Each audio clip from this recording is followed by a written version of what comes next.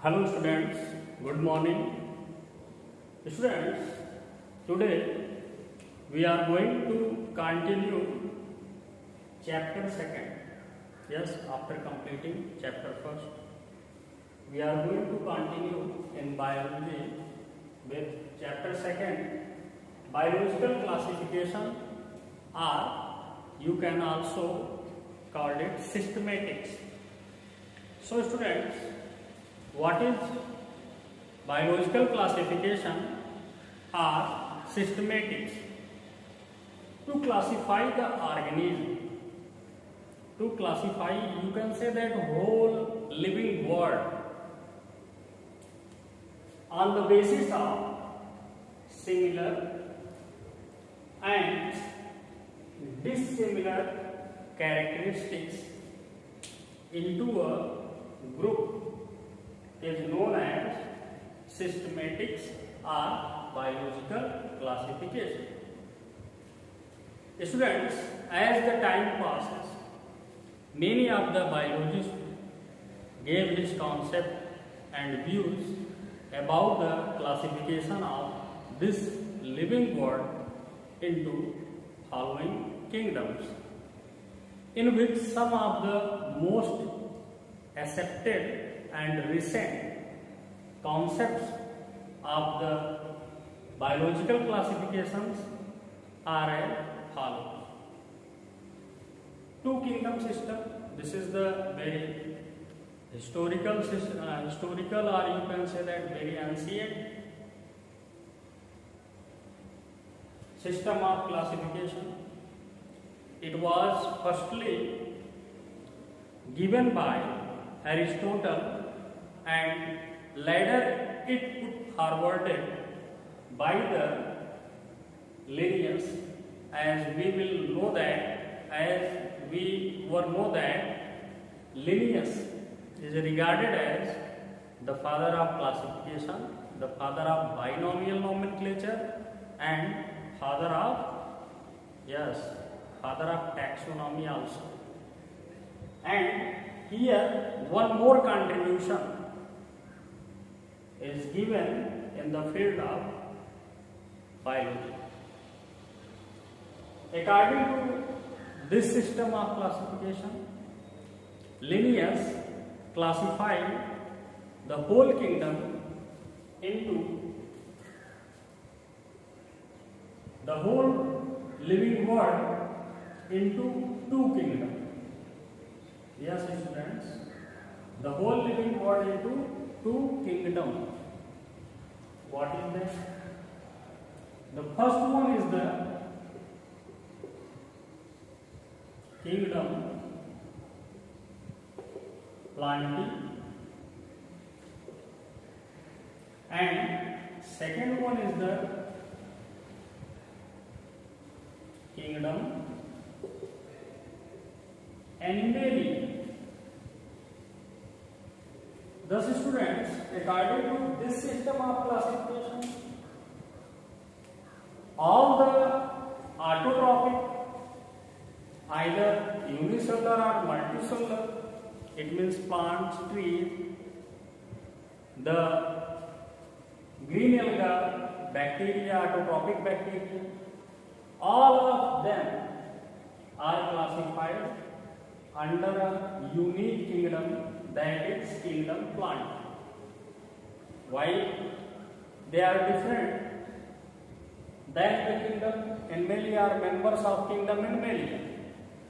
They are different than kingdom Animalia because they contain chloroplast inside their cell, which contain a green pigment called chlorophyll. That's why they can perform the process of autotrophic nutrition, or we can say photosynthesis. So the animals which can, the organisms which can prepare their own food are classified, are included in kingdom Plantae. Whereas all the heterotrophic, which cannot prepare or which are dependent on other organisms for their food, are classified into the next kingdom, or you can say that second kingdom of two kingdom system of classification. This is kingdom Animalia. So all the animals are included in kingdom Animalia, and all the plants and their other species which can perform the process of photosynthesis are included under the kingdom Plantae. So students, this system of classification as you visualize here was given by Linnaeus in 1758. As the time is spent about, you can find here a century later, about a century later, a biologist Ernest Haeckel in 1866 gave a new concept on the systematics or biological classification. What is that? And Haeckel in how many kingdoms classified the whole living world, as it clear that into 3 kingdoms. So let's going to discuss about the name of 3 kingdom system which was proposed by Ernest Haeckel. Ernest Haeckel classified a new, or you can say that advent a new kingdom on the basis of their mode of nutrition. What is that? And cell, as well as cellular body organization. Yes, student. He point out 2 main points. First one is the cellular body organization, and second one is the mode of nutrition. So let's begin with 3 kingdom system of classification. Kingdom Protista. What? Protista. Yes, students, the new kingdom which described by the Ernest Haeckel was Protista, and the remaining are as per same as the 2 kingdom system of classification. So the second one is the Plantae, and next one is the Animalia. Then the question will be arises, what categories of animals, or you can say that organisms, are classified under the kingdom Protista?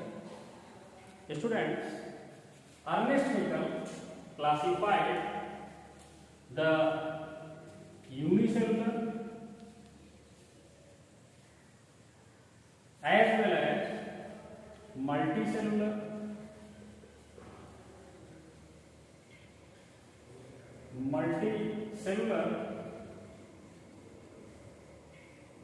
primarily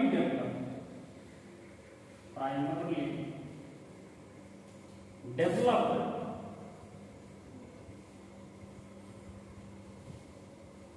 heterotrophic. What kind? Heterotrophic organism inside kingdom Protista. It includes mainly non-photosynthetic bacteria and other types of unicellular and multicellular organisms such as fungi also. So students, the kingdom Protista become so complicated due to variability among the species which are included in this kingdom. And rest of the kingdom Plantae and Animalia are as per the two kingdom system of classification. In kingdom Plantae, all according to modern point of view, all multicellular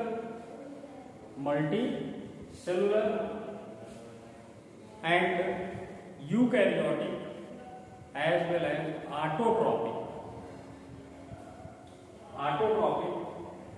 organisms, or you can say that plants are classified under this kingdom. And next, kingdom Animalia includes all the multicellular heterotrophic organisms are included in this kingdom. Now students, as the time passes and just after 9 decades later, and you all of you very clearly visualize that after 1866 the four kingdom system is put forwarded by Copeland in 1956, which is just after the 9 decades. Before 1956, the three kingdom system of systematics was accepted.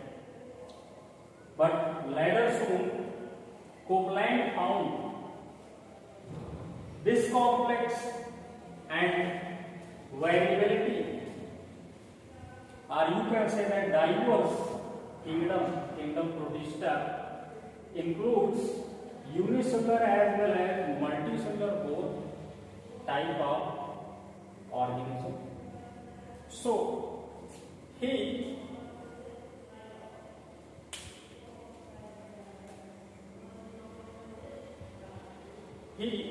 curtailed out the unicellular and autotrophic of what kind? Unicellular and autotrophic.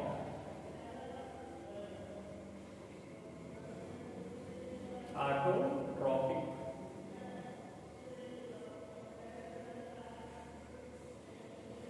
Species of the living world into a new advent kingdom, and this is the kingdom Monera. Yes students, the kingdom Monera was discovered, or you can say that invented by the Copeland in 1956.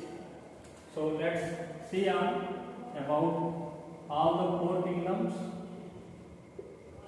This is the number 1, 2, 3 and here 4. Kingdom Monera. Next to the kingdom Monera, rest all are same as per the three kingdom system of classification, Protista,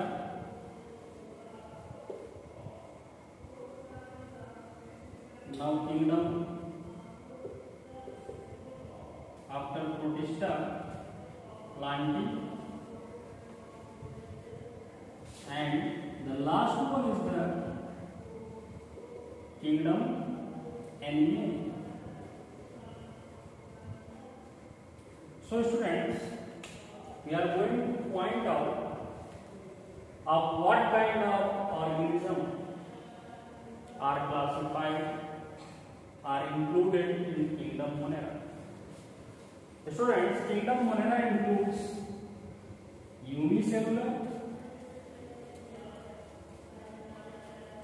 and autotrophic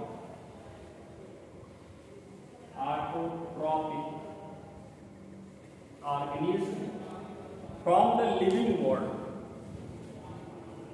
So, also we are going with examples ahead in final 5 kingdom system of classification, so that you all of you never will confuse.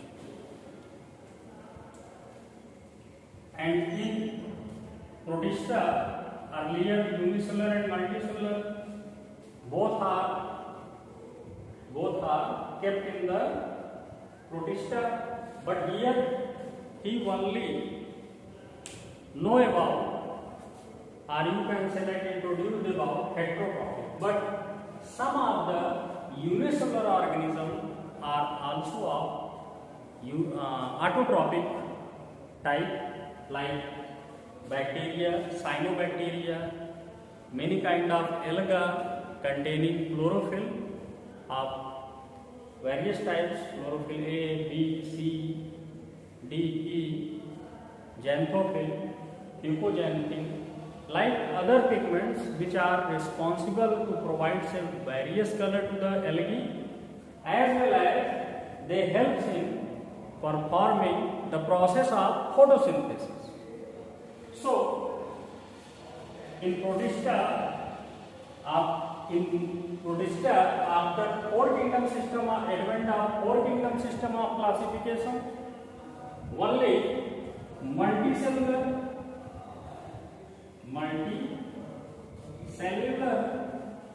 and heterotrophic. What? Heterotrophic organisms are classified in this kingdom, and rest are as per the 3 kingdom system of classification. Now students, you will notice or observe just after three more decades, in 1969, Robert H. Whittaker is also regarded as the father of modern systematics or biological classification. He put forwarded the 4 kingdom system of classification with a new kingdom due to diverse characteristics among the organism. And what is the next kingdom, and with what differentiating characteristics, we will know about that in this topic. So students, the 5 kingdom system includes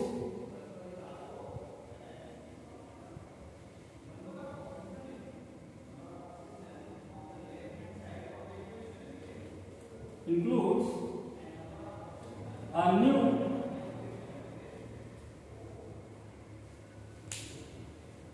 group of organisms which are similar to the plants, but likely they are not are plants because they do not contain any kind of chlorophyll, hence they perform the heterotrophic mode of nutrition, or you can say that they just grow on the dead and decaying organic and inorganic matters. Yes students, you all of you very clearly understood about parasites, but in parasites we cannot clearly say that the parasite is the new kingdom.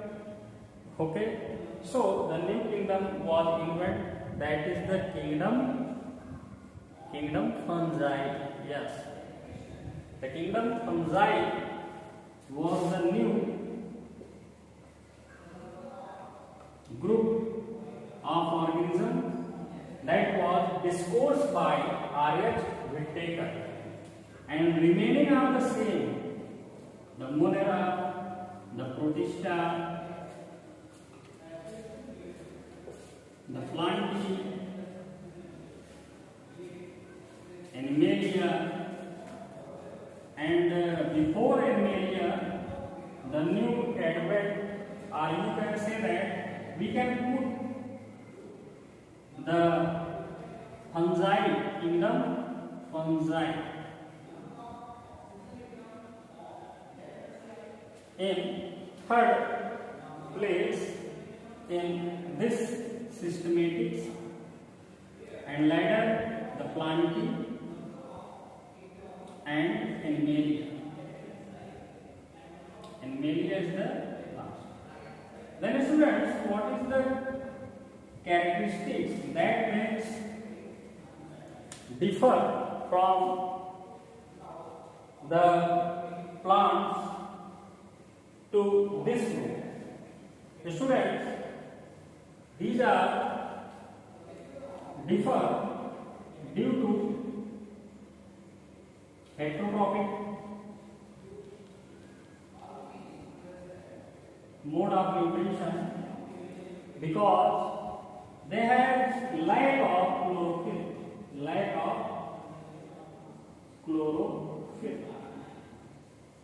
And ahead students, we also study about the kingdom fungi as Eumycota and Hypomycota. What is Eumycota and what is Hypomycota?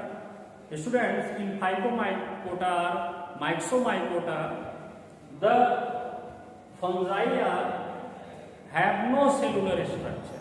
Yes, they are just a cellular organism. Whereas in Eumycota or Eumycophyta, the